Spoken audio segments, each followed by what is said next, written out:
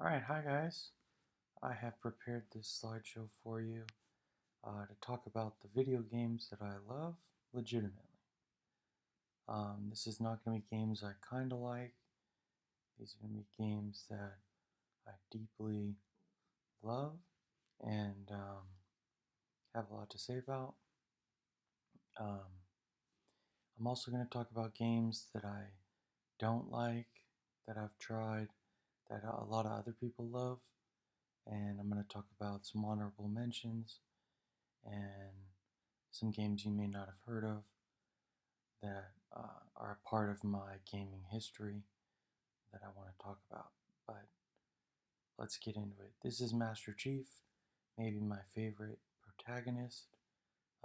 Just so badass. It's unbelievable. And Halo 3 is what this is from. And I believe that was the pinnacle of Halo. And I still watch clips of this guy on YouTube to this day playing that game. It's just so skill based and beautiful.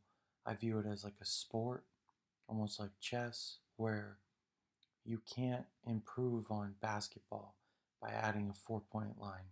You'll only make it worse. So, whatever Halo 4 tried to do when Bungie left, it was just adding a 4 point line to a basketball game. Like, bro, like I don't need weapon drops of like Promethean weapons. Like I am Master Chief, and I will use the same assault rifle as anyone else, and I will hit them. You know what I mean? Like I will jump and aim my grenade. Like it's the simplicity of chess or Halo or Gears of War. It's the simplicity that defines it, and um, the complexity of chess is immense, even though the rules are simple. So you don't need to add things. You don't need to change something that's perfect, and Halo 3 was perfect.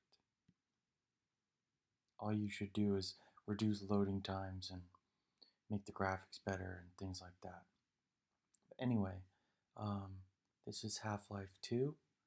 Um, I'm not going to be doing a list in order of like put Half Life above Halo or Halo above Half Life because they're just different. They're different experiences. Um, they do different things well. Half Life doesn't try to compete with Halo at what Halo does best, and Halo doesn't try to compete with Half Life of what Half Life does best. Um, like creative weapons. I mean, Halo stands alone as like its own thing that kind of does everything well, but Half Life has an incredible story. Um, like one thing that Half Life does that is incredible is during the story, what would normally be a cutscene in a Halo game, you are still controlling the character from first person perspective, and you'll be looking at Alex as she's talking.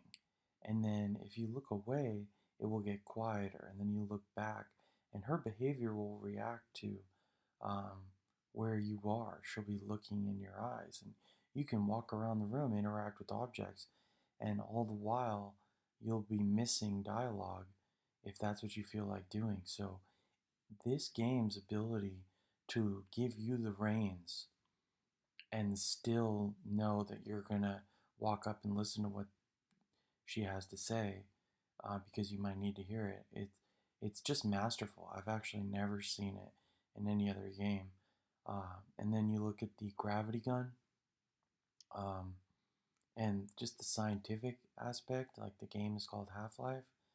Um, which playing as a kid, I didn't know what Half Life was. I had to like look that up and learn something.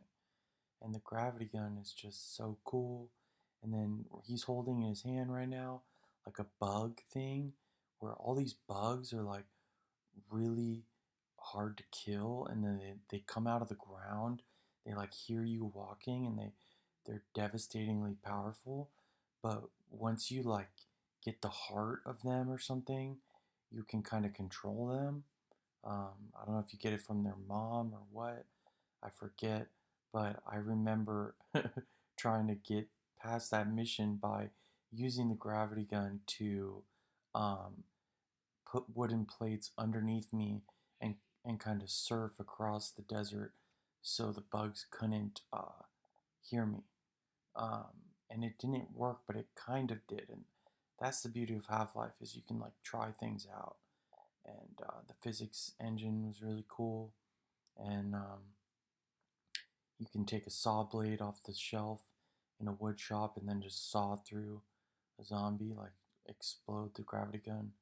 You shoot the saw, basically become things in your environment become weapons. So you're constantly scanning for weapons. Every environmental object that you see is a potential weapon with the gravity gun, like an explosive uh, opportunity. So brilliant game. Mysterious backstory. Half Life 1 is a good game as well, but 2, the experience that I most remember about Half Life 2 that I would say I love is like Halo 3 would be the multiplayer, but Half Life, what I loved was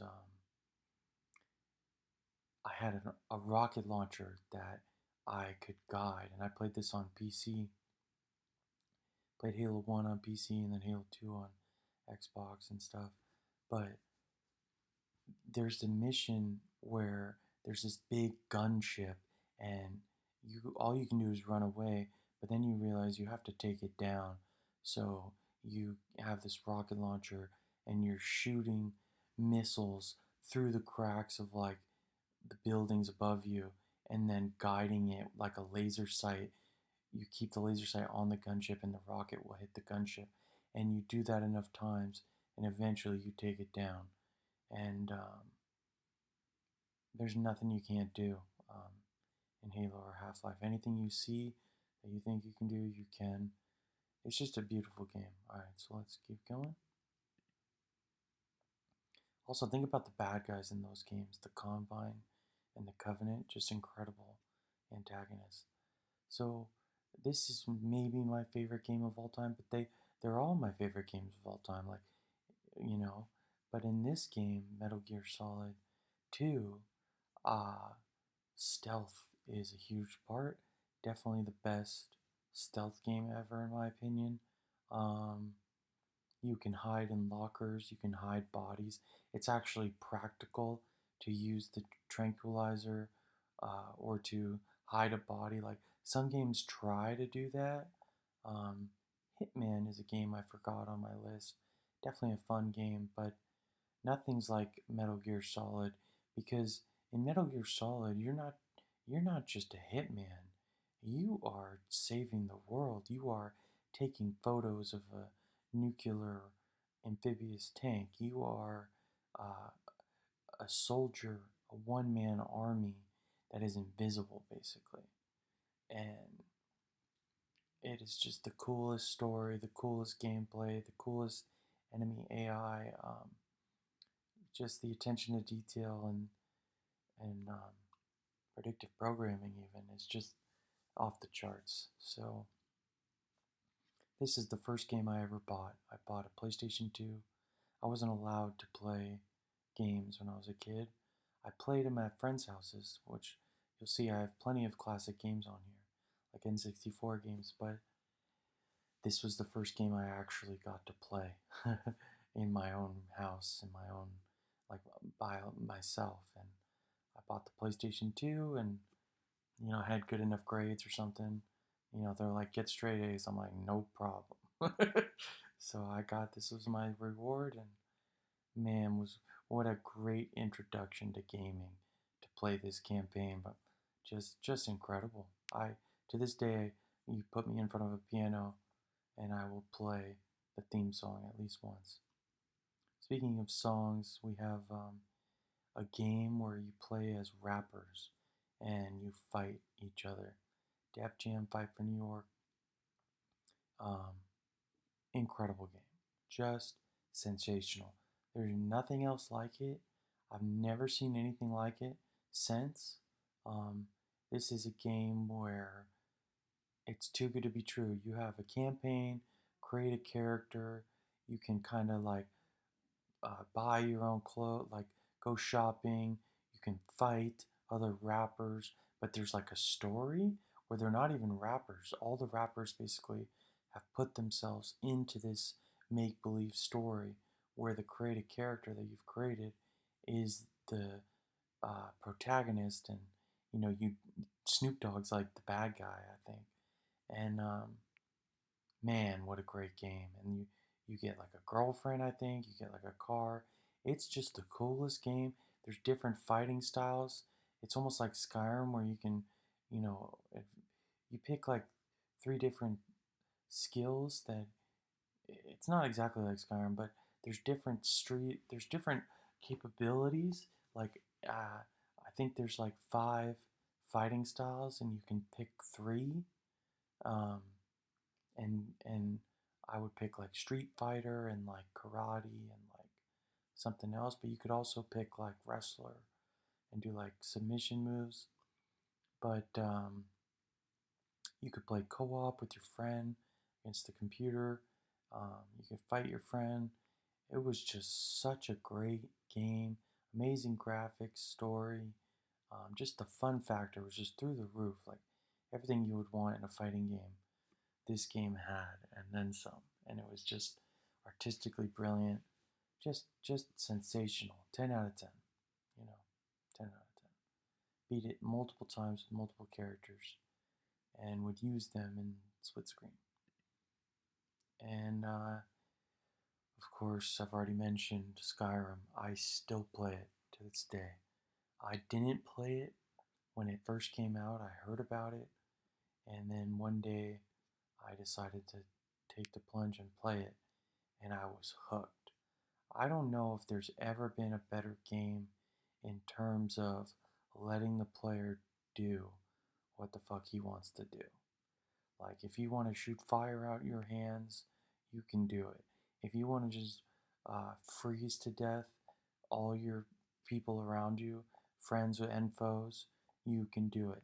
If you want to just walk into the Jarl's courthouse as a low level player and just steal everything there and have everyone be mad at you and then ride away in your horse and sell your stolen goods somewhere else, there's a way to do that.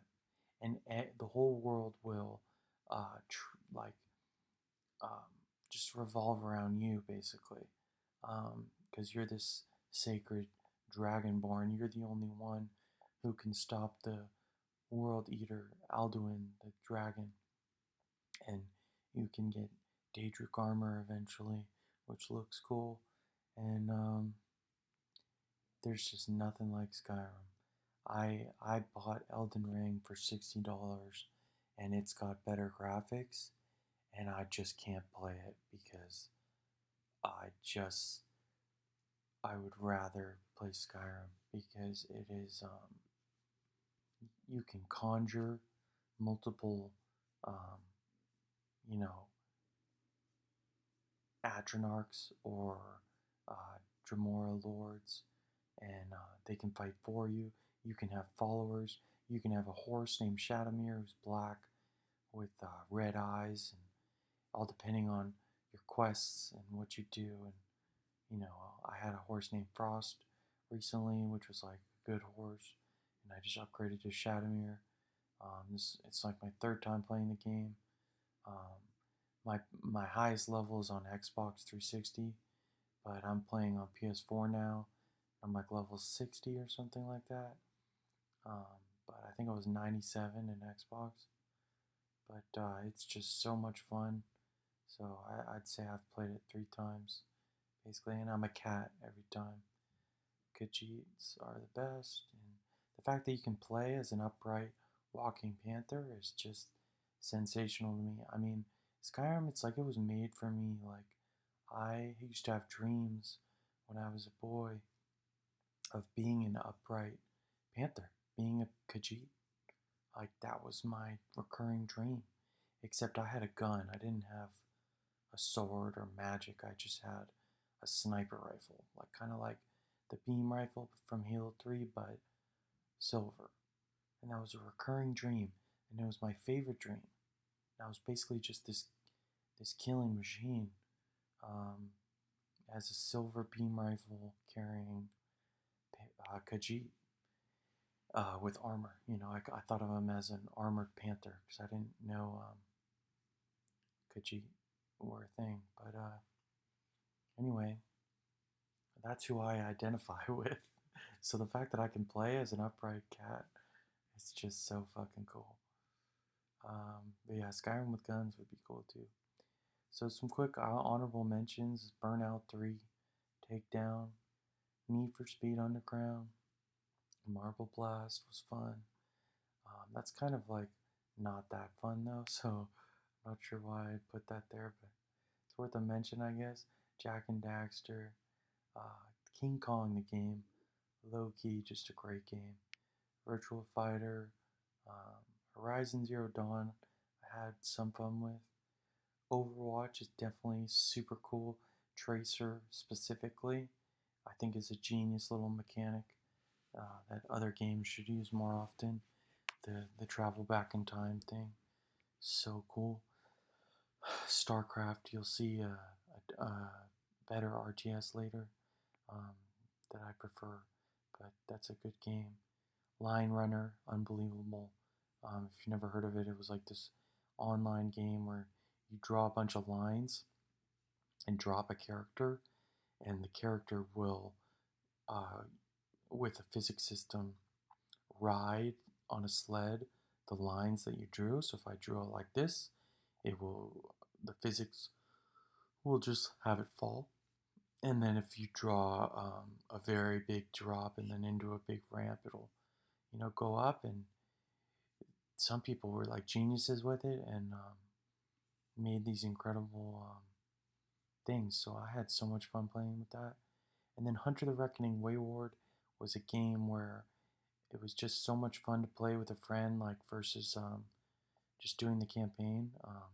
It's kind of like basically it's like zombies in Call of Duty, the Dead Ops. It's basically like that, but it was better. And with melee. And this is my favorite Need for Speed game. I currently have Heat, and it's okay, but nothing is close to Most Wanted, which I just absolutely loved. It's just driving around in my Aston Martin DB9, uh, like beige, and just blacked out every other car, and just evading the cops and just leaving them in the dust. Um, Pardon that noise behind me. It's like inexplicable. But here is another one of my favorite games. Probably my favorite game's story for just looking at the story and the experience of a game. Um, you can tell it was a good story because it was made into a show. It's a hit show. Probably the first hit video game show. Hopefully, a sign of things to come because we definitely need a real Halo show, an actually good one, instead of the crap that we got. And no offense to anyone who likes that, or made that, I should say, but no one likes it. But I tried to like it, trust me. But this show's actually pretty good, and the finale was tonight, and I'm gonna watch it maybe after this video, but or tomorrow. But fucking Joel, man, Pedro Pascal nails it. Nellie's not bad either, and there is nothing like playing that game. Talking about it is irrelevant. You just have to. This is a game that you absolutely have to play. Part one, and then there's Gears of War. I don't think people realize how influential and dominant this game was. When this game came out, it was the cutting edge of the Xbox 360, and aliens were coming out of the ground and taking over the world. They called it Emergence Day, and you were Marcus Phoenix, and you had a chainsaw gun, and you would just fucking shoot them until you ran out of bullets, and then chainsaw them and take their gun, start hammer bursting people. I mean, this was, and then whip out your Nasher shotgun and start fucking people up. This was the greatest fucking game. The third person mechanics of take cover. Man, what an incredible story. Um, the plot is good. Just the trilogy, Dom and Phoenix's relationship, and the fucking Coltrane and Baird even became a fan favorite. Just incredible personalities, incredible combat, incredible enemies. The Brumac and the fucking General Ram, and your general dies and you kind of take over as the leader. It's just incredible. It's just it's such a shame what happened to Halo and Gears of War. You look at the decision between Xbox and PlayStation. If you're making a decision um, and you're gaming on a budget, to me it's a no-brainer to go Sony, because the Gears of War and Halo franchises are just in disarray. And, they used to be godlike. And whereas I feel like Sony's actually improving, I think Microsoft is declining in their intellectual property. But Gears of War 3, I played way after it stopped being popular, and I fucking loved that game. And got my sawed-off shotgun gold or something, and I think my Lancer was gold, and I would only use those because I like gold guns. But of course, I'm a Nasher Pro, and I got the Seriously achievement on the first Gears of War, which was like, I think, 10,000 kills online. And it was hard to kill someone online. It was like, I remember like being bad. And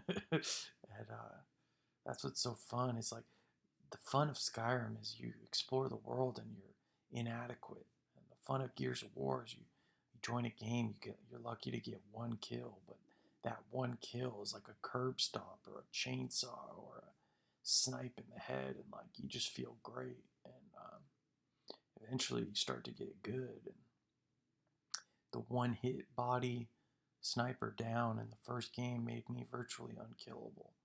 I would just run away from people with the sniper and turn around and just down them.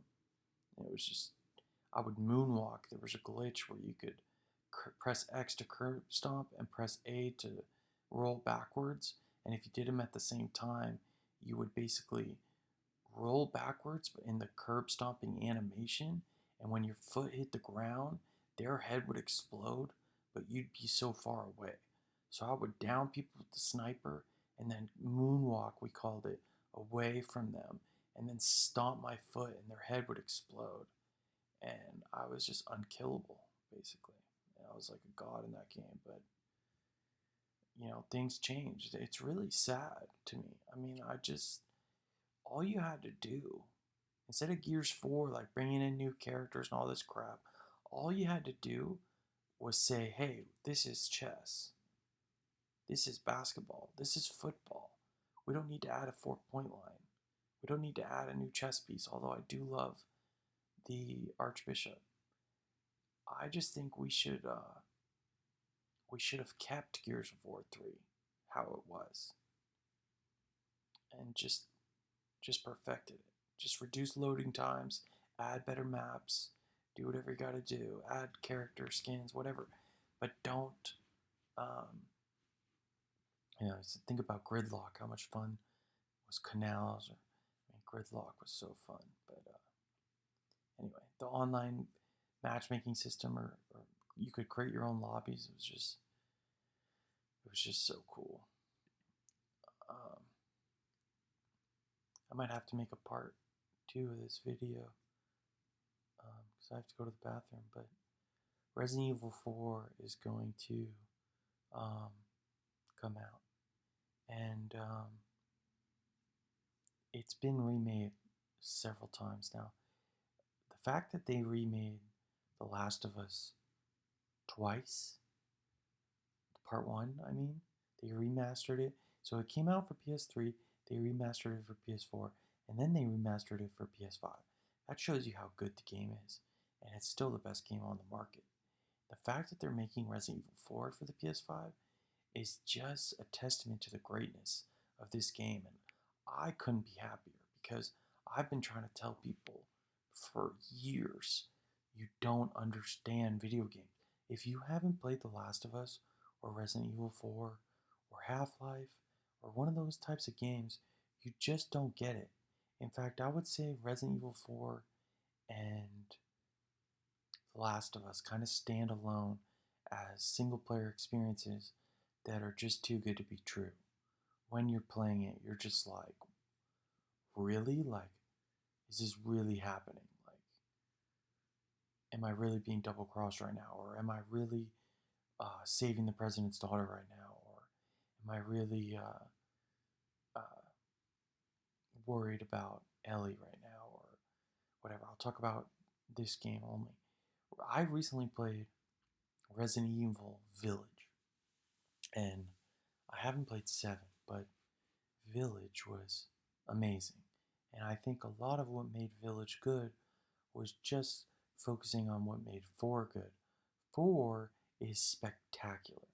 4 is there's a merchant who's this shady figure that the first time you see him, you kind of try to shoot him, and you can kill him, but he shows up again, and he lets you spend your currency on weapon upgrades. And once you beat the game, the developers are ready for that. There's a new mode you unlock, like a mini game version, where you can test your skills. And then there's also New Game Plus, basically, where you get a burst fire pistol. Um, there's so many cool things about this game. I could go on forever.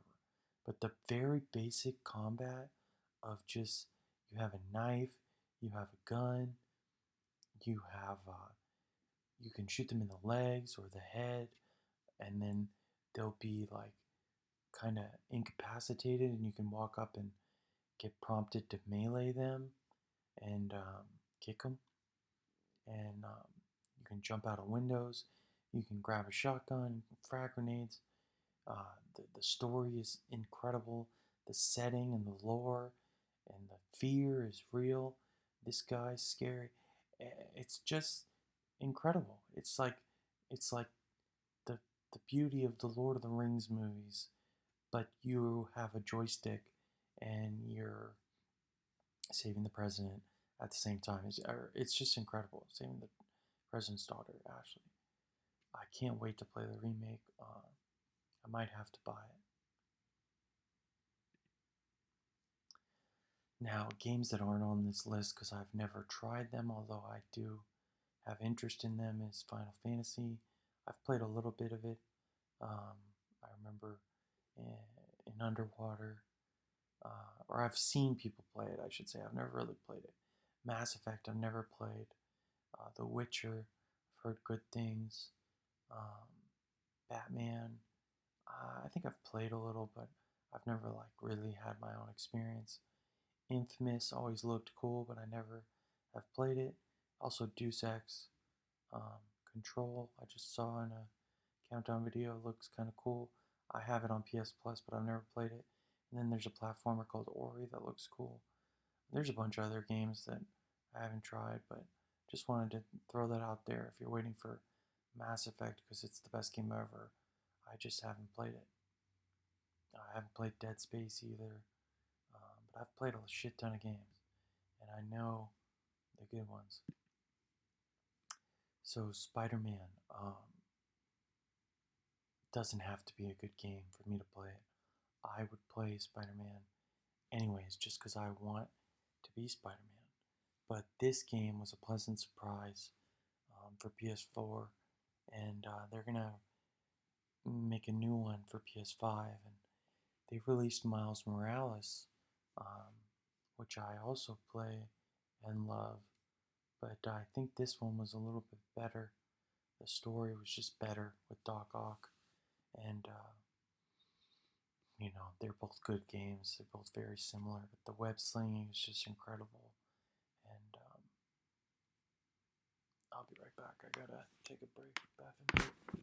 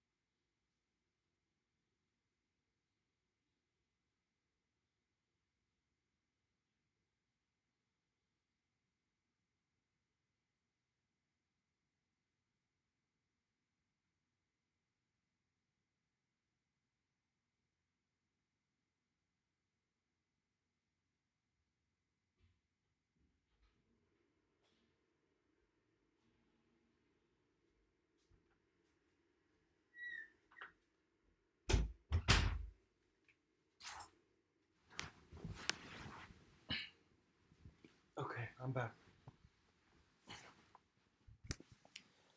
Alright, so Spider Man, just awesome. I mean, playing this game for the first time, the twist of who the bad guy is was so original and so Spider Man.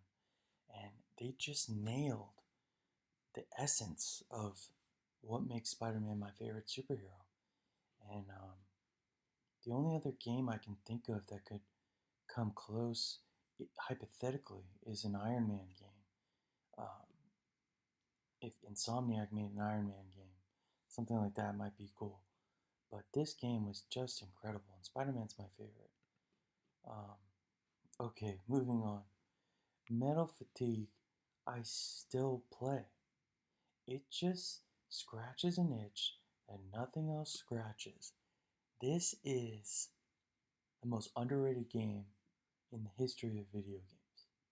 And it is a real time strategy game like StarCraft or Command and Conquer or Total Annihilation, which I also love. Total Annihilation, Kingdoms, and the first one are incredible. Everyone's played a game like that in RTS and seen the appeal. But I'm telling you, Metal Fatigue is the coolest one because you can build these robots that you get to decide which arms they have. Like this one has a missile and a sword. This one has double electric grips. They have different legs with different abilities. This guy has a jetpack torso. This one might have a missile torso. Um, the three powers are like rock, paper, scissors. They're all better, different things. My favorite's the red, which is just like brute strength. And you go underground and you go in the air and you control the surface. In the air, you have solar panels to get resources. Underground, you have lava pits. And on the surface, you have lava pits. You have these hover jets that suck up the resources. And the way the resource system works in this game is superior to all other RTSs, in my opinion. The only problem is the AI, the self-driving car AI, is not good. So you really have to micromanage your units. But if you don't mind that, this is the best game ever, and desperately needs a remaster in terms of graphics and AI.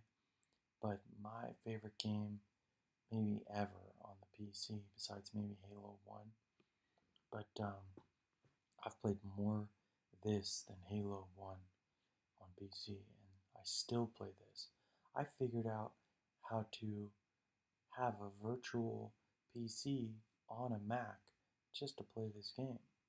I've downloaded this game 100 times in different ways, but let me know if you need help getting it. I think now the best way is, I think it's GOG.com or COG.com, something like that. GOG.com or something like that. It's like this website where you can buy old games. Anyway, you gotta try it. Okay?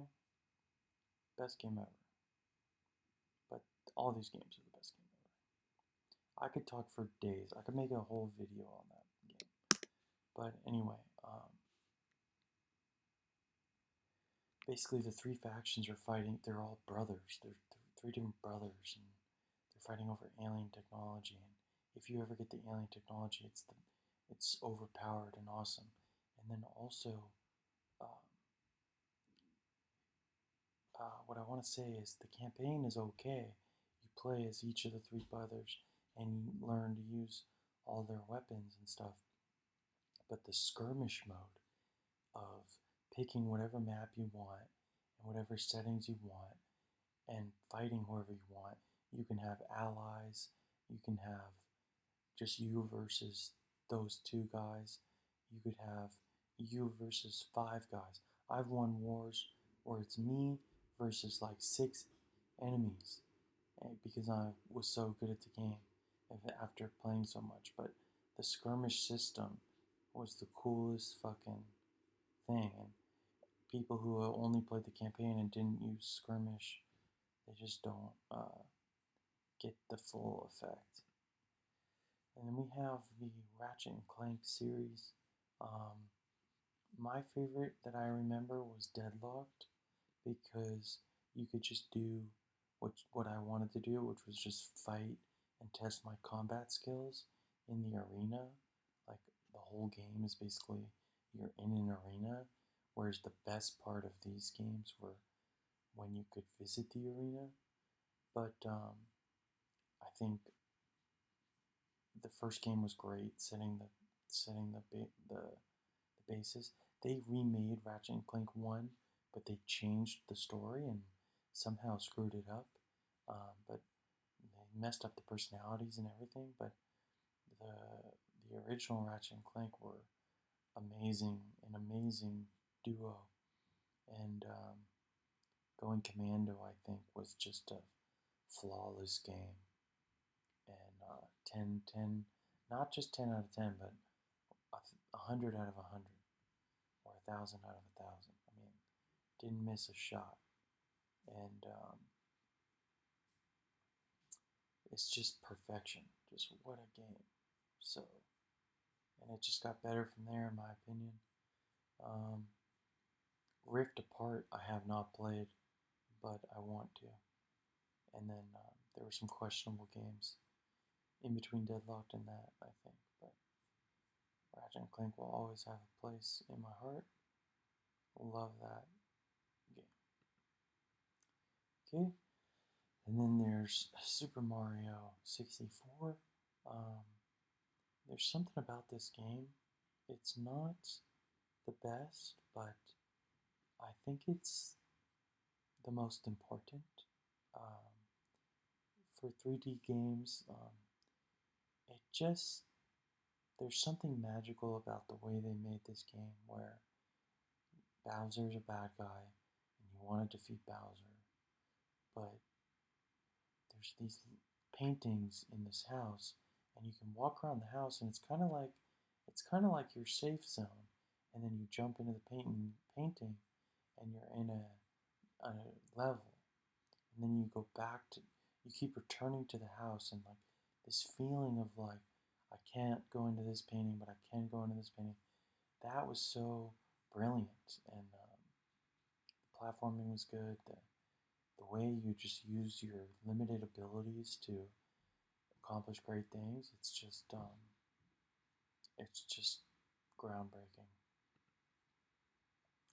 Now, you guys don't know these games, but they changed my life. Viper Racing was a racing game with only Vipers, which is a ridiculous concept, but it was one of the first computer games I think I ever played, so I loved it. And I also loved Dodge Vipers, so I didn't mind. I think they were my favorite car, so I didn't mind racing other Dodge Vipers, and we would all race, and the AI was better than me, and I could not win, but the winner of to, the winner, it was like a system where you ran multiple races, and then whoever had the most points at the end wins the tournament. And although I couldn't win almost any of them, there was this one map that I figured out a shortcut, and I could like drive off the road and fly off the hill, and then I would always win that one map. And when I figured that out, I was so happy, and then I could start to win the tournaments based on counting on that one map. And I'll never forget, that was like the first time in a video game that I like drove off the map and like was able to get a ridiculous like time. But anyway, a breakneck was more my imagination than how good it was actually. But the idea of driving around with guns was so fucking cool. And you could have this thing called power steer, which is the person in front of you in first place. You could just turn on this device that would swerve them off the road, and that was the strongest device in the game. And this game was just so ahead of its time, so fucking cool, and I loved it. I mean, I just loved it. Such a cool idea. you could like be in first place. It's like Mario Kart, but with like real cars. It was really cool. Like instead of dropping bananas, you drop bombs. And then there's Star Fox, just iconic. Like what else is there to say? There's just something about um, being in that ship and shooting those targets that's just immediately fun for basically anyone. Um, Mario Party, Super Smash, Snowboarding Kids 2, and Kirby all get shout outs. Super Smash, probably the most fun game ever made. If you're at your friend's house and they don't have this, it's a significantly less exciting night than if they do. If they do, you have hit the lottery and you are about to have 3 hours of heaven until your moms tell you to turn it off. Like, this was just such a fun game. The fact that you could play single player versions of each character and like go through combat arenas or go through the game also and fight all the other characters. I mean, it was just genius. And then you could just have like death matches and 2-on-2s. I mean, give me a break. Just what an incredible. There's just nothing like it. I mean, this is just maybe the luckiest gamers have ever been. Was that, and then I think The Last of Us is like a crowning achievement of like realism, but this was the crowning achievement of like fiction. Medal of Honor, Frontline. Before Call of Duty was Call of Duty, there was Medal of Honor, and it was basically the same thing, but by a different company, and it was really good. And people forget. Red Faction 2 was very fun. These were fun multiplayer split screen games, especially against the computers, like you and your friend versus the computers. Really fun games. Red Faction 2, every gun had an alternate fire, and with the R1 and R2 buttons, that was extremely fun. Then we got Modern Warfare 3.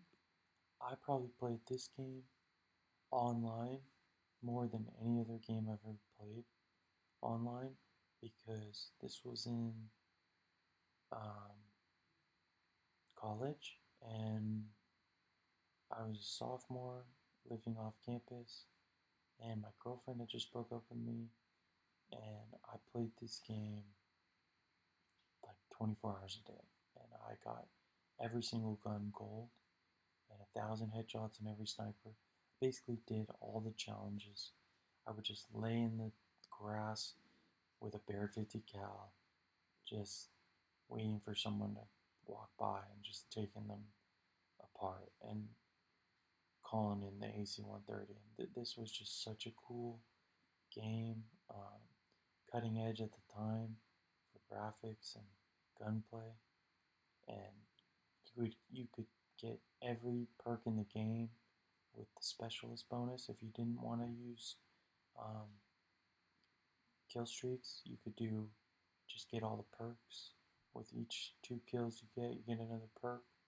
And then after 8 kills, I believe, you have every perk in the game. And just, you could get nukes.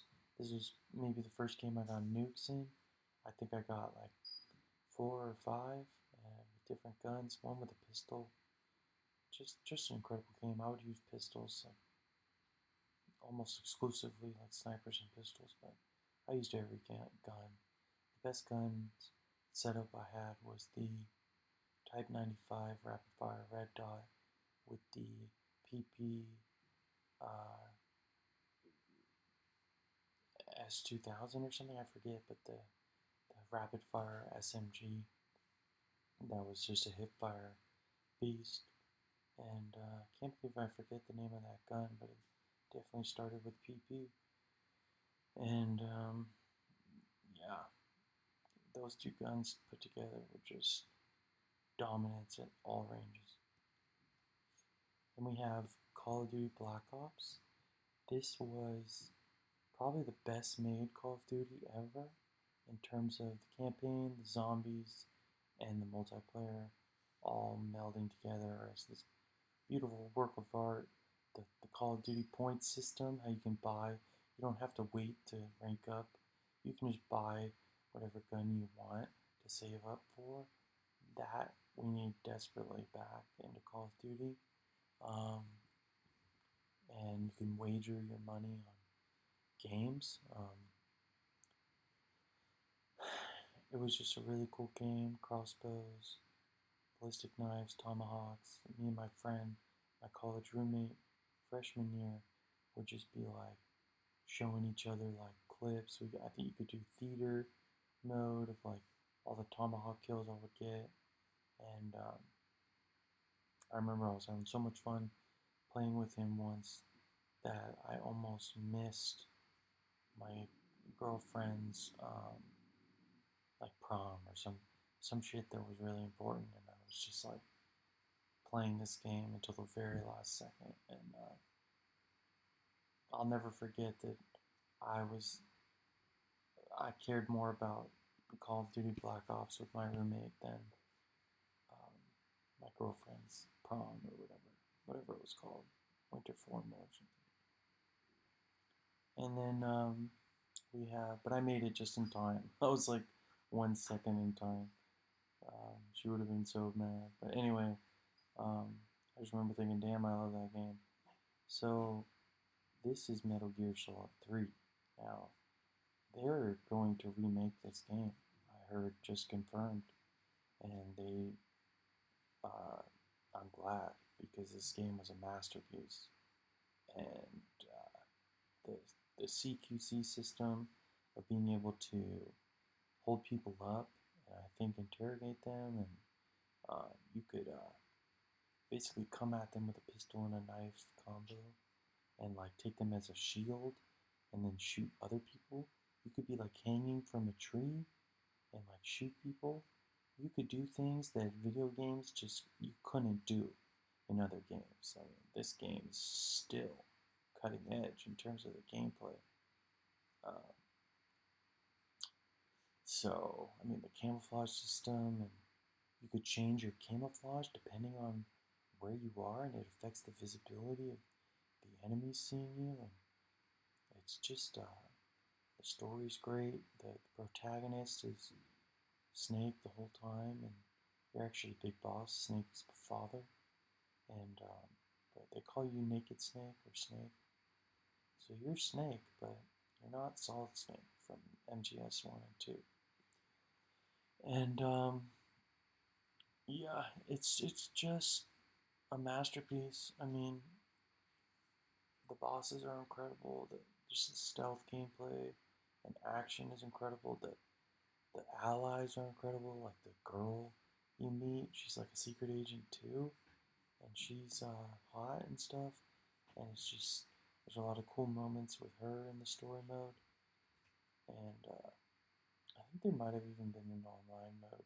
Maybe that's for 4 or something. But this was a great game.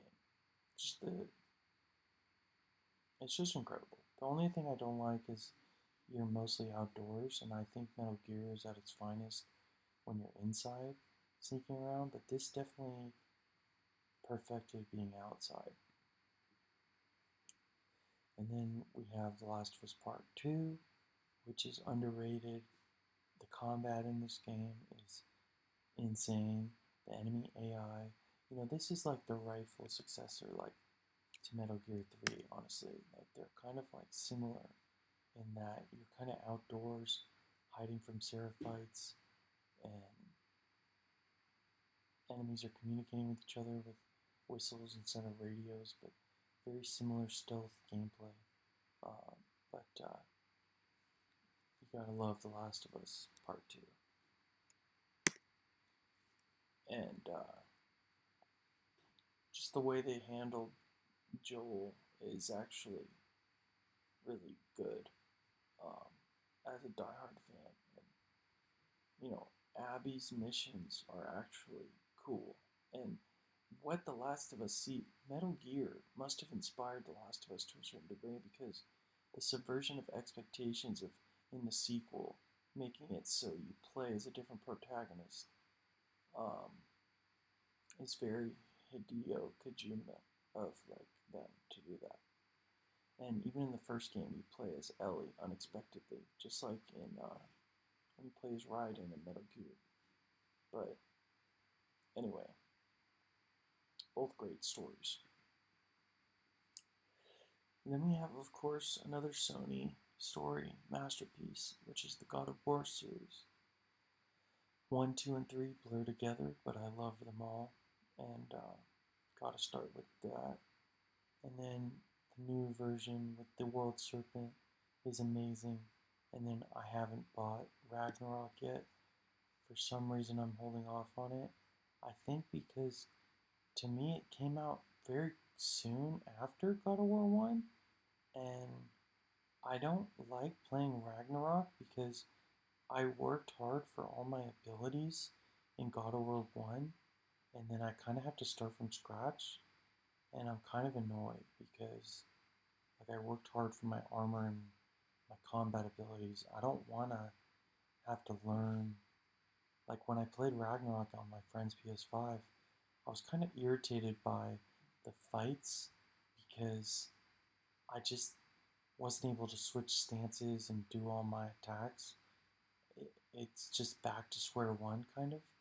I'm sure it's a good game, but it's just kind of annoying to me for some reason. So I might not buy it. I honestly might not.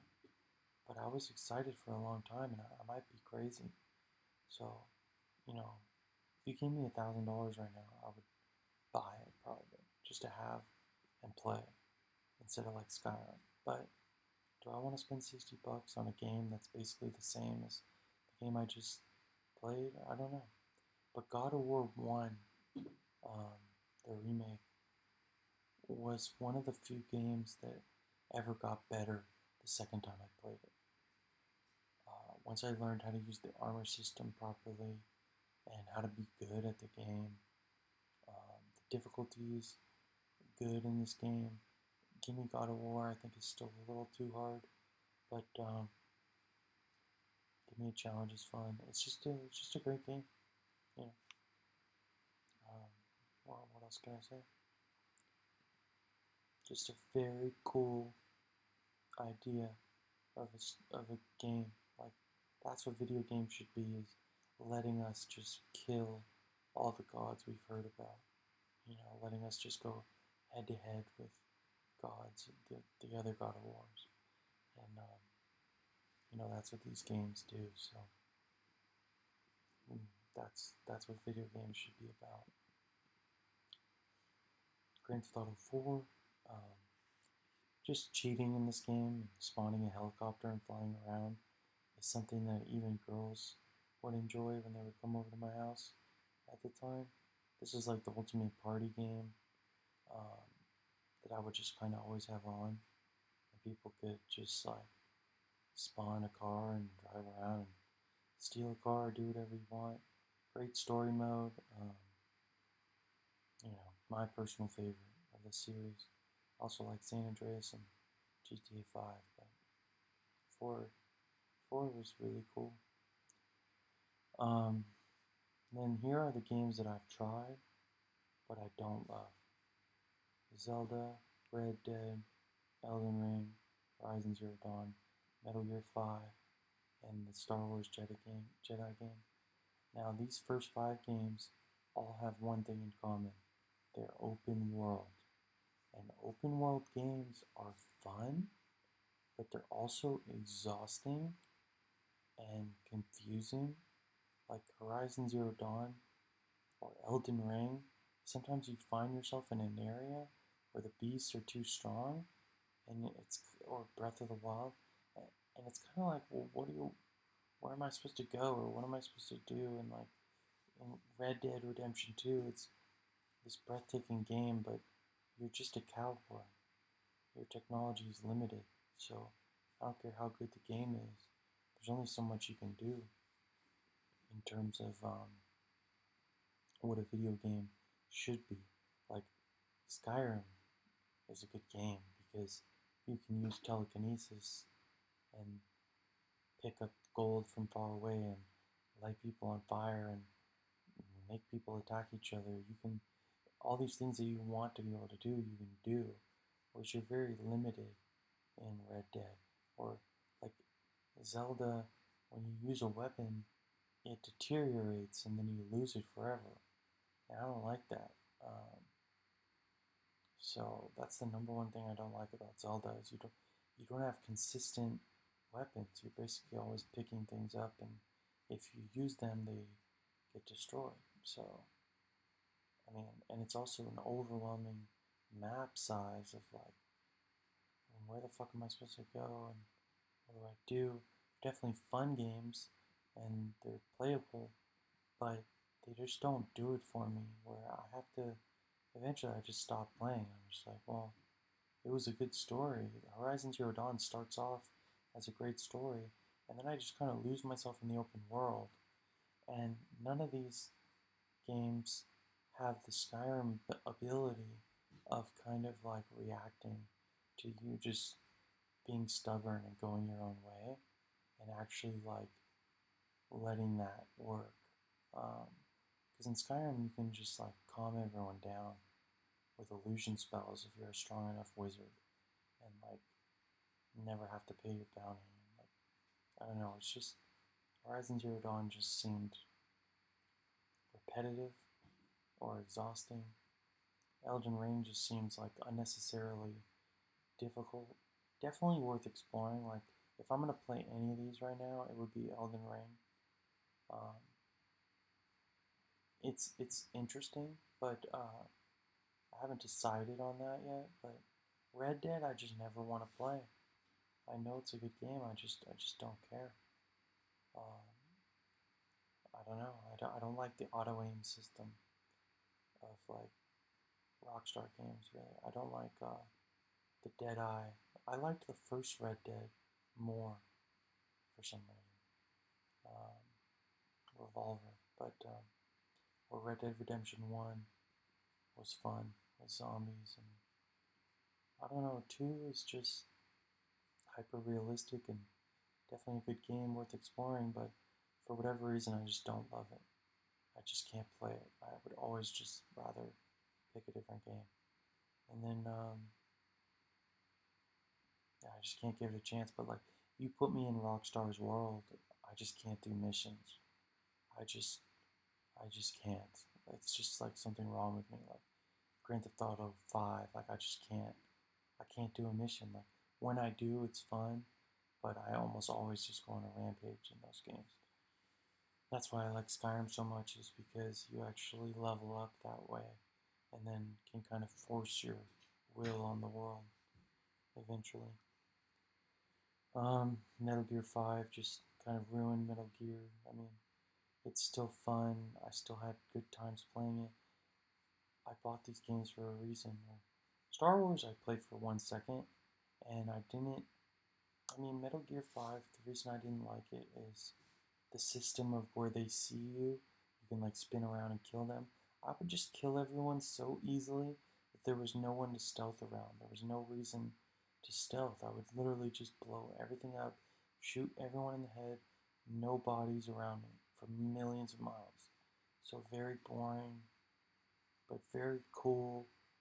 Metal Gear always stretches the limits. Like having Quiet cover you as a sniper was really cool. There's lots of cool things about this game. I just didn't like it compared to 4 or 3 or 2. Not even close. It's like a good game, but it's just not the same. And then the Star Wars Jedi. Just forget I talked about that. But the reason I deleted that, even though it was free, is because it just reminded me of a worse version of this. Naughty Dog is the king of developers, and Uncharted 4 is a must play. Like, I demand you play this game. This game, I didn't want to be good. I think it was a PS Plus game for free, and I played it reluctantly just because it was free, and I was like, I'll play the first mission or something. And you're on a boat, and you're like shooting other guys on another boat, and you don't even know where the fuck to go, but the boats are like catching up to you and gonna kill you, so you kind of figure out where to go to get away naturally, and then you um, you just are on this journey, and this is your brother and your older brother, and there are these flashbacks between the two of you where there's a mission of you sneaking out of school, like boarding school, and learning the platforming mechanics and the stealth mechanics by evading nuns that are trying to, you know, discipline you. And to say it's genius is such a fucking understatement. I mean, just having your little brother show you how to jump on the roof and then using that later in the game to try to save him, or it's just incredible. Uh, I want to replay this game. It's like the perfect game. I'm not an Uncharted fan. I'm a Last of Us fan, but I'm also a Naughty Dog fan. And I haven't played the other Uncharted's, but 4 is so good. It makes me want to play 1, 2, and 3. But I haven't yet. But I really can't say enough about how much I enjoyed this experience of Uncharted 4. I've beaten it at least twice. I think I'm going to go back and beat it a third time, reinstall it. It's just a brilliant, brilliant, brilliant game. They made it into a movie. The movie was like a B minus, but the game's an A plus plus. So definitely check that out if you haven't played it. It's just next level. It's just completely next level. Um, it's really hard to explain other than you feel spoiled while you're playing it. Like, I can't believe this is real. So definitely check that game out. GTA 5, of course, cutting edge sandbox. Shout out to the story, and you know, I like this more than Red Dead because I want to blow shit up, and I want a fully automatic, modern game. Shout out to Emerald, my favorite Pokemon game. Um, this introduced double battles. We can have two Pokemon fighting other two Pokemon at the same time, and attacks that attack both of them at once. Um, I just really loved this game because you had the old Pokemon and some new ones. It was fresh. It was a great story mode. Um, just so fucking cool. So that was the most fun I ever had playing a Game Boy, a handheld game. I mean, I could just play on my own for hours. It still wasn't enough. And then, of course, yellow version, blue, and red. And I haven't played the newest one, Sapphire, but I played Shield, and I didn't like it. It was okay, but it wasn't as good as Emerald. It was too easy. There was no difficulty setting, and I don't know. It was just too easy. It was okay, but I just liked Emerald more, and yeah, it's hard to explain. But Emerald, I remember just loving, and then Yellow is, of course, really good. Maybe the best game ever. And there's just an itch that Pokemon hits that nothing else does. Pokemon Go has its moments as well, but Roller Coaster Tycoon, it's pretty fun. Um, this game I have a lot to say about. I feel like people don't realize how great this game was and how good it could have been if they kept making them. But you look at this and it gives you everything you need. You have human soldiers with a flat cannon, a shotgun, good gun, and with an alternate fire mode like a grenade launcher mode or the shotgun mode. And then you have these aliens called, I don't know, this guy's name is Guardian, I think. And there's a purple one too. I think they're called the Scar. But their jaws and they just look so cool when they're fighting. And there's a whole squad of them. And I was just so pumped up every time I played that squad. You basically lead your own squad and you can recruit different members.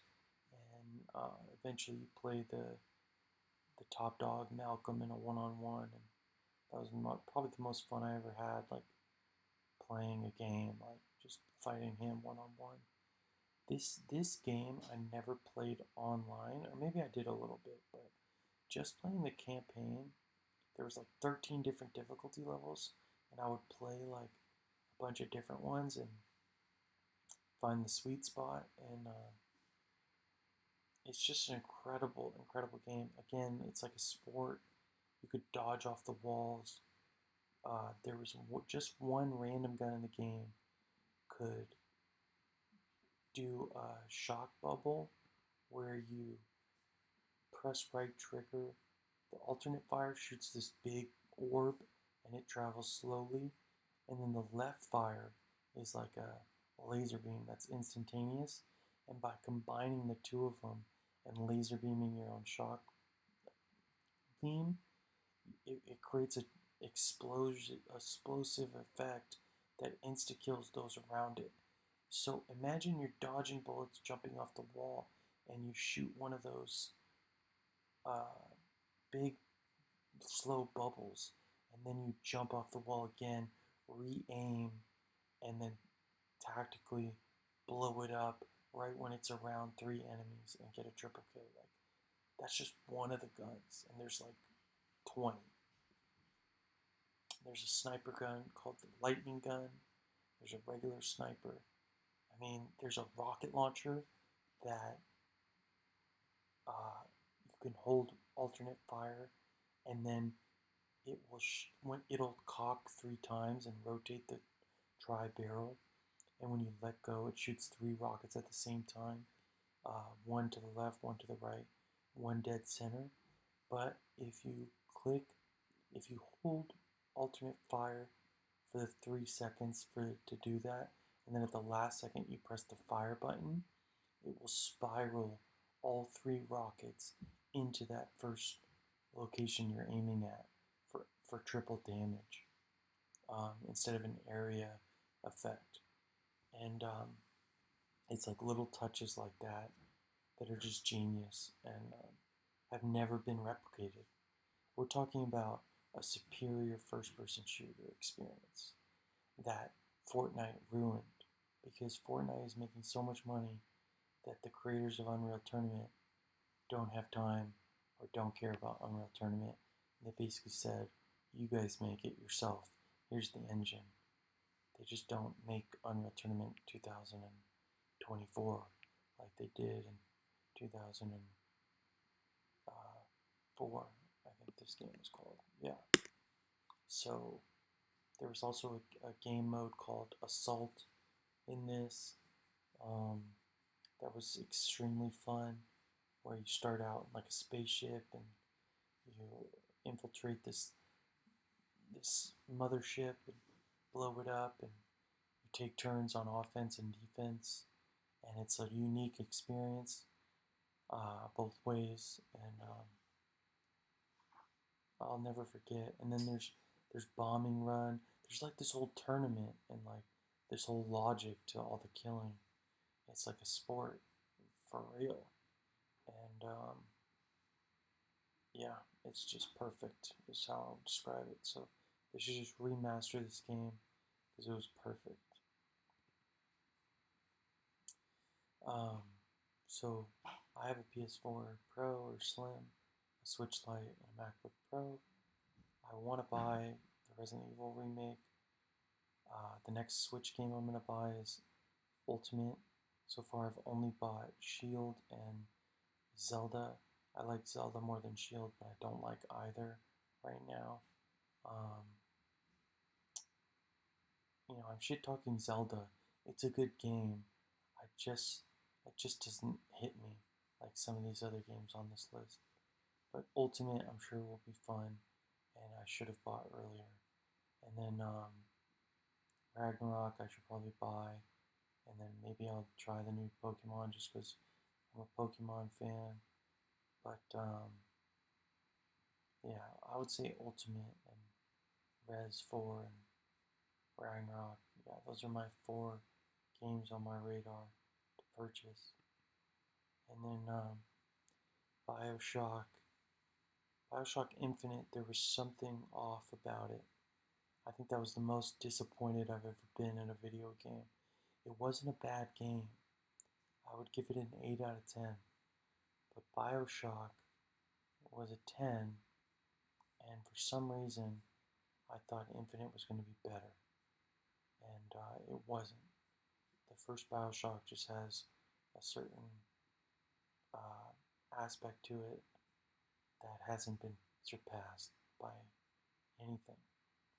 So, yeah, just the ability to have electric bullets in your shotgun and electrocute people underwater and shoot these big bad big daddies defending these little evil girls. It's just genius.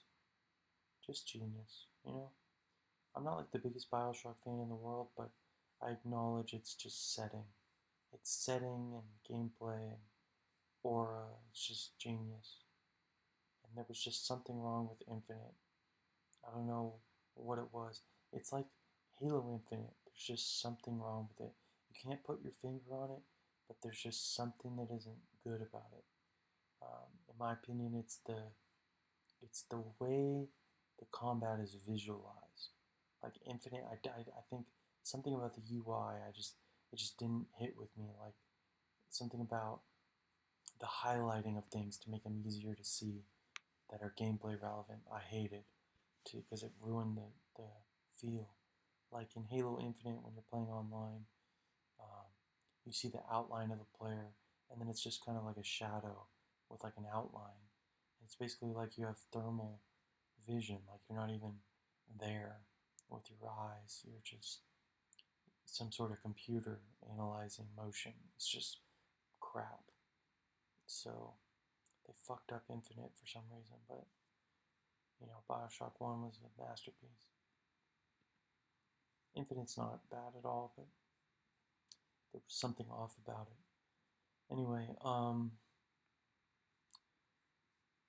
as far as games that aren't video games, I used to spend hours and hours in my room with action figures, writing down different moves, different rules, different stats. Like I would do like fierce and have like 4.5 stars, and like strength 3 stars. I would basically make Pokemon cards for each of my action figures, and I had this whole battle system that I'm sure could have turned into like Diablo or one of those types of games, but it was just something so complicated that only I kind of understood, and I got self-conscious of my action figures and got rid of them when I was like getting older. But now I have a Master Chief action figure, just for old time's sake, and it's a shame that I threw away some of those things, but I loved action figures. I still love chess. Chess is a great game. Gives me the same buzz as Halo, getting a killing spree. Just love chess. Monopoly, I'm also good at. A little more chance, but very fun. And the PC game of Monopoly, where you can trick the computer, um, because they'll do anything for a Monopoly and you can take all their money. That was a great game. It's either they don't respect monopolies or they respect them too much. Either way, you can just manipulate them.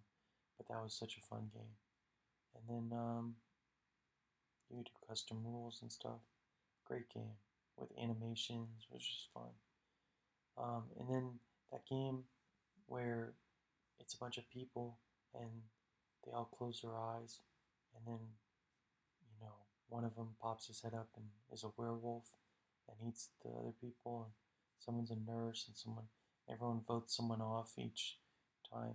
That's just a fun game with a lot of possibilities. Just wanted to mention. And then games that are upcoming that I'm interested in: Armored Core 6. Um, this is Armored Core 4 is the game I remember playing, and it was a great game.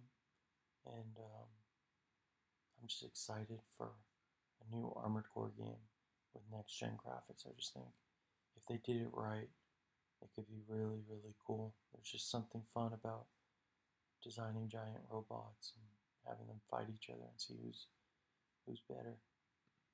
Um, Games we finally got. We got a decent Harry Potter game. I played it a little at my friend's house. For some reason, I'm not really into Harry Potter right now. I think what bothers me about this game is the J.K. Rowling controversy. And if you know anything about my philosophies, you know that I'm uh, unique, or I'm going to be the exact opposite of what is socially accepted as true or reasonable. I'm just the polar opposite of that. So if everyone's hating on J.K. Rowling, I say she's doing a great job. So sorry, but I'm not sorry. I think J.K. Rowling is a genius. She is responsible for Harry Potter. So the fact that they made a game kind of without her, or kind of like throwing it in her face in some ways, I'm just not, it's just not resonating with me as something I want to do. Uh, I, I might, you know, I'm glad that it exists so that if I'm in one of those Harry Potter moods, I have a game I can play and not just a movie I can watch or a book I can read. I think it's a good game. Flying the hippogriff around, or the broom is incredible. It's just it's fun, but but I do worry about the J.K. Rowling effect of, man, imagine what that game could have been if she was behind it 100%. Like, she's probably behind it like 85%. But imagine if she was writing the quests and things like that. I don't know. And imagine if the game was actually like Harry on another adventure or something. I don't know. It's just, it's good, but it's almost like Enter the Matrix. Like, we want to play as Neo. Don't make us play as like Ghost and whatever. But this is your chance. Harry Potter Legacy, it's your chance to enter Hogwarts. I don't like that it's years before um, Tom Riddle, but whatever. I mean, I also don't like that. I mean, I haven't played it enough to criticize it, but I just want to say I'm thankful we have it, okay? And I'm definitely interested in playing it. Um, but I'm just not sure if I'm going to buy it. I'm not sure if I'm going to buy Ragnarok or Hogwarts Legacy when we have Resident Evil 4 to think about. Um, but yeah, I might not buy anything. I'm having fun with, no, I think I want 4, Resident Evil 4. I think I want that. But I'm going to be careful. So, games we still need that we never got. We need a real Matrix game, just like Harry Potter this is definitely the definitive Harry Potter game. The Matrix, Enter the Matrix was a fun game. And, we never really got to play as Neo. And, like, a really good Matrix game, you would be Neo. And it would be awesome. So, we need that. And then I want a sequel to Skyrim. Starfield looks mildly cool, but unless they're doing some planets with crazy aliens, or some planets or some magical abilities, I'm a little disappointed, because my favorite part of Skyrim is shooting fire out of the palms of my hands. So if that's not in the game, I just don't know how interested I'll be. Maybe I'll like it, but it's not a for sure thing. Uh, Starfield is interesting, but I'd rather be fighting dragons. But if they have a planet that is like Skyrim where you're allowed to do magic, I think that would be a genius thing to do in Starfield. Um, have like a wizard planet with dragons or just like a mythical planet. But there's a lot of things you could do with Starfield. So, but I still think Skyrim deserves like Elder Scrolls 6, I guess. And then Half Life 3, been waiting for. Forgot to discuss. I was talking about Half Life 2. Half Life 2 also has Episode 1 and Episode 2. Doesn't have an Episode 3. I guess there's a cliffhanger. It's been so long, but every once in a while I go back and play those when I can. And Half Life 3 would be. I mean, Half Life Alyx is VR only, so I haven't played that, but it looks cool. And I guess that's almost Half Life 3, but they didn't call it Half Life 3 for a reason. They know that Half Life 3 will be about the most anticipated game of all time. And they need to nail it. And I think they're waiting for technology to catch up with their ambitions. And we might not get Half Life 3 until 2028, just as a guess, a shot in the dark. Halo 4, just disrespecting the real Halo 4 because I want a sequel to Halo 3. Reach was very fun, but it was like an experiment. It was like an expansion pack. It was like a mini game of Halo 3.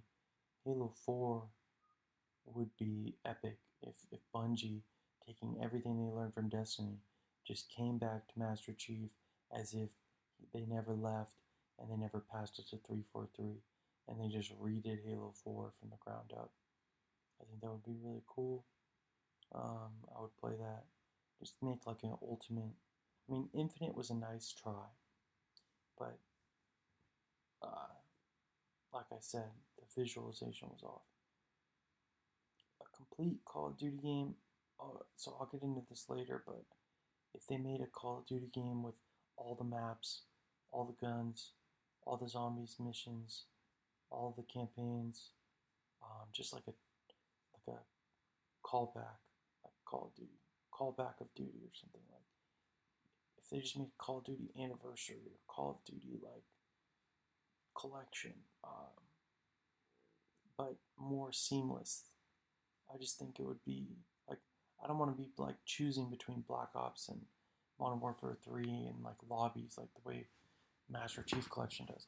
I just think they should make it all modern graphics, all seamlessly put together, um, and it shouldn't be a new Call of Duty game with new features every year. They should just literally be like, we are Call of Duty, here is Call of Duty, and then they update it every year for free. Or maybe you pay for the update.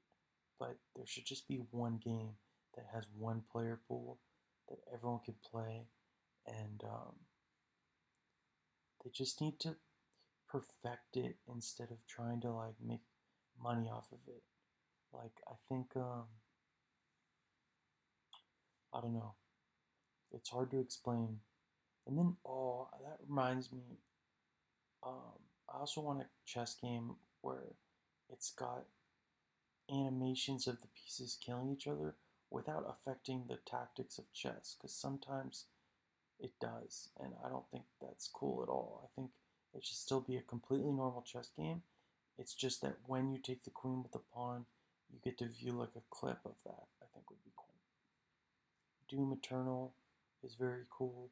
I beat it, and at my I beat it on my friend's PS5, and it was just a very fun game to jump in and immediately know how to play intuitively. And I just hats off to that game, but I don't have an emotional attachment other than uh, I felt that Elon means eternal, and Doom Eternal was like calling me to play it, and it was like slaying all these demons, and it just felt like, this is Elon's like encapsulated, you know. And then, so my idea for games, before I get into the Guardian Angel game, um, well, first I'll just say this so it's not distracting. The suicidal player tries to die while the Guardian Angel fights to keep you alive. So picture a platformer game, like a side-scrolling platformer game, where every single like thing of spikes that you see, you're jumping into. Everything of fire, you're jumping into. Your goal is to die. But every time you try to, a guardian angel swoops down and like puts a pillow down for you to land on. And you try all these creative ways of killing yourself, and your adversary is this guardian angel that is just constantly preventing all these explosives from going off and saving you from drowning and all this stuff. And I just thought it would be a really interesting game to try to, instead of try to survive, just try to die. And the game ends when you die. And it's like, I don't know, it's just, there's something so funny about switching. Like, the player is always trying to stay alive. So what about a game where the goal is to die? I'm fascinated by this concept. I'm not able to code the AI of the angel, and it's a very complicated game to design. But as one person, but if I had $1 million, that's what I would work on. Um, that's one of my 4 ideas. The other idea was Rift Apart, but they took that for Resident or for Ratchet and Clank, so forget that. And then my other idea, I have 2 unique ideas that haven't been done yet. One idea is a Call of Duty game, basically, but not really. A game where you have a war where one army is fighting another army and one general is fighting another general, and every single person, including the generals, are played by real people, controlled by real people. And if you are the best fighter in the army, you can become a general. And it's a completely different game. So basically, imagine imagine you're playing an RTS game, controlling your StarCraft army. Like, they're autonomous units. I mean, they listen to where you tell them to go, but then they fire their own guns. So imagine if you were a general, like an eye in the sky. I guess I would call the game Eye in the Sky. Imagine you're the general.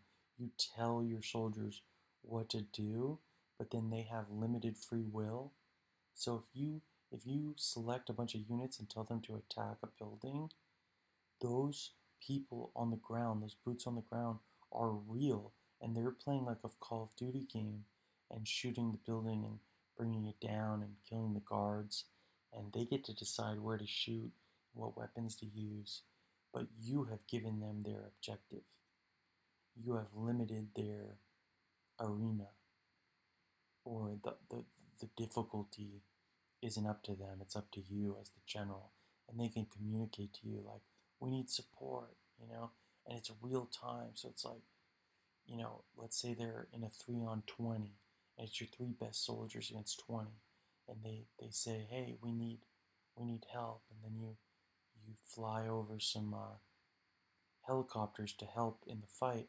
And there's a real player, like a battlefield veteran, in the helicopter attacking, and like the other guy calls in a sniper's nest. There's a real sniper in a helicopter flown by a real player. So imagine a huge war where every single part of that war is an individual experience, and it's this big war. And the better you do, the higher in the hierarchy you get until you're the king of your army, I guess, or the world maybe. But that is a genius idea that I have, that I've had for years.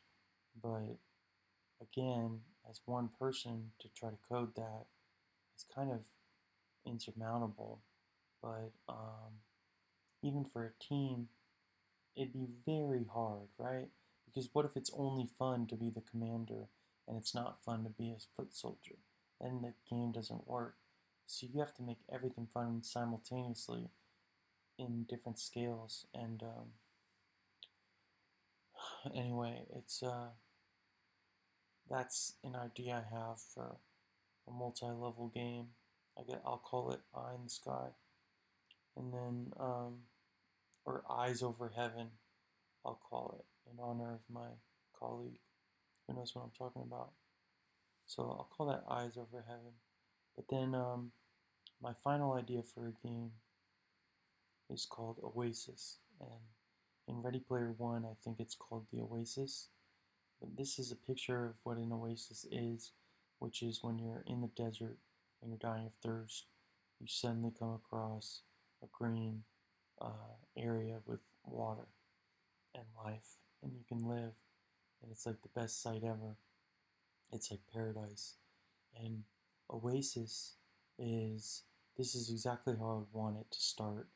I would also want like a waterfall, and I would want it to be a first person experience where you have a gun and you can spawn with Halo 3 Forge inspiration.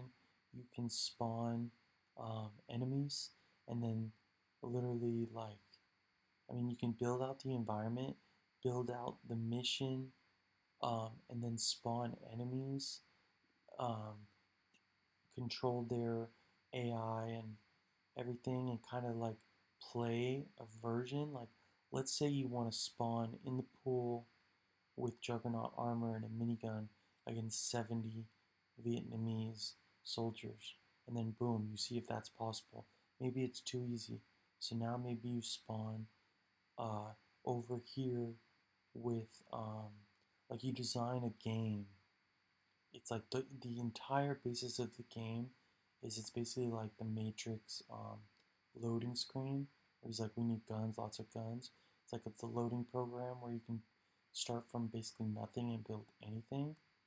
I would want it to start like this, and you can be like hiding in the grass with just a knife and like a pistol, and then you could have like an army sweeping the area looking for survivors or something, and you could like see if you can handle like a SWAT team coming in looking for you, and you're kind of like taking them out like Far Cry, and then picking up their guns, and maybe you have a car. You can spawn a car off to the side, and once you kill the SWAT team, you hop in the car, and now you're in like this death race, and then you go to like this place where you meet up with your friends and have like a shooting competition, or maybe you get on a jet plane and like you fly back and you bomb the area. um, Whatever you want you do, and you're basically designing your own levels and then experiencing them, and it's like this feedback loop of like, that was fun, but wouldn't it be fun if we made that jump higher? What if we put a rocket booster on the car in midair? What if we, you know, dropped an atom bomb and had everyone move in slow motion for 30 seconds? Like what if we made all the bullets light people on fire? What if we gave you a sword and a samurai armor and invisibility against, you know, a bunch of Covenant aliens? Like, whatever you want, you could design and do. Just like Halo 3 Forge um, lets you make environments and then invite your friends into those environments and play and test those environments and then iterate. Um, I think that that was such a cool thing that we haven't done in like 10 years. And, you know, the reason this game doesn't exist is because, you know, they don't want it to, because right now it's about making money with like microtransactions and uh, telling stories with linear games, or giving people an open world to waste their time in, and like it's like hijacking the dopamine centers and blah, blah, blah. But imagine if you could just design an experience, a killer experience, spend 10 hours designing a replayable level that all over the world people agree and like vote as like the best 1 hour experience of the game. Like, I don't know, like Halo 3 had like a file share system where people could vote on like the best maps that someone made and download and stuff. And I don't know, it's just, it would be so cool if we could, like, if you really gave me $1 billion and free time, like if I won the lottery tomorrow, what would I do? I would design Oasis, and it would be like a Call of Duty style first person shooter with a waterfall, a desert around it, and the ability to just spawn whatever you want, design whatever objective you want. You could have like Colonel from Metal Gear, um, Codec calling you. You could change your main character into, you know, whatever you want. You could be Master Chief versus Solid Snake. Like the possibilities are endless. You could invent your own bad guy. You could have an Egyptian pharaoh with a laser gun, um, you know, and predator technology hunting you, and you could be just like a little kid trying to run away from him and set traps. Like there's nothing you couldn't do. So I just want to be able to give players um, the ability to design whatever they want. Like you could design um, with this engine, with this game. The game would be the engine. The game would be limitless. It'd be, I guess I would call it Oasis Infinity or something like that. Oasis Eternal, Eternal Infinity Oasis or something along those lines. Um, Eternal, Infinite, Eternal. Ooh, that sounds pretty good. Infinite, Eternal. But I like Oasis. Oasis. The only thing I don't like about Oasis is the that it was already used to describe a game world in Ready Player One. So maybe Infinite, Eternal. Uh, maybe just Oasis. I don't know, but yeah, I don't know, but God bless, and I hope I do win the lottery so I can bring you guys this game and this experience that I have in my head, the scalar reality of gaming, of having an RTS game where you're controlling real first-person shooter players, and you can see their kill death ratios and kind of like put them into different lobbies and different situations depending on the chess game that you're playing with the other commander.